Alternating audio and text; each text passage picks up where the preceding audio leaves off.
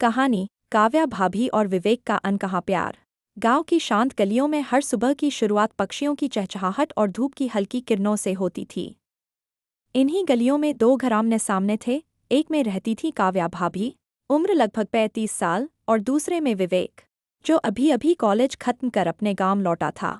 काव्या भाभी अपने ससुराल में सभी की चहेती थी। सादा पहनावा, मधुर बोलचाल और चेहरे पर हमेशा मुस्कान। विवेक अक्सर उनके घर कुछ मदद के बहाने जाता, कभी बिजली की तार ठीक करने, कभी मोटर का स्विच देखने, तो कभी बस यूं ही पानी पीने के बहाने। धीरे धीरे दोनों के बीच एक अजीब सी सहजता आने लगी। जब भी विवेक सामने आता, काव्या भाभी की आंखों में हल्की सी चमक दिखती और विवेक के दिल की धड़कन जैसे अनजाने में बढ़ जाती। एक दिन दोपहर की हल्की धूप में काव्या आंगन में पौधों को पानी दे रही थी।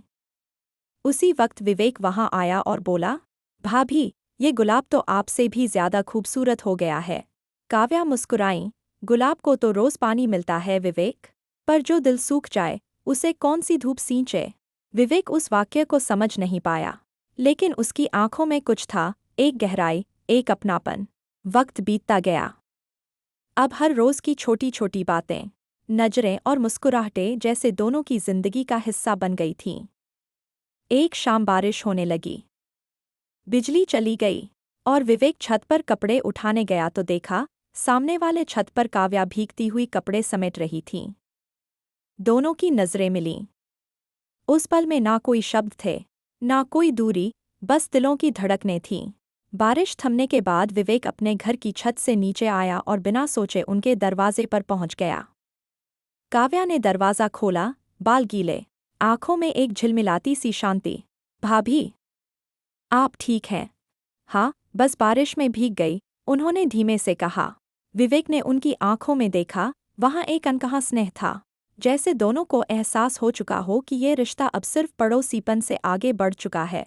दिन बीतते गए और दोनों के बीच की समझदारी गहराती चली गई।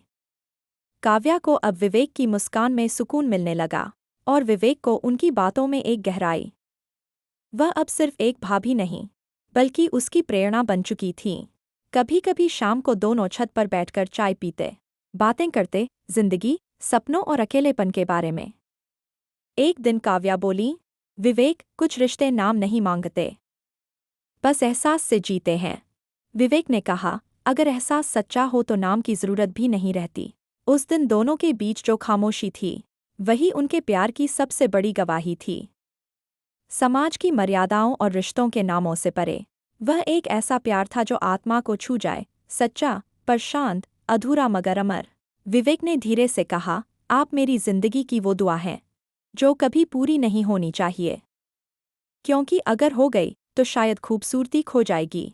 काव्या ने मुस्कुराते हुए कहा, और तुम मेरे दिल की वो धड़कन हो जो हर पल मुझे जिंदा होने का एहसास कराती है। उस रात आसमान में चांद कुछ ज्यादा ही रोशन था, जैसे खुद भी इस अनकहे प्यार का गवाह बनना चाहता हो।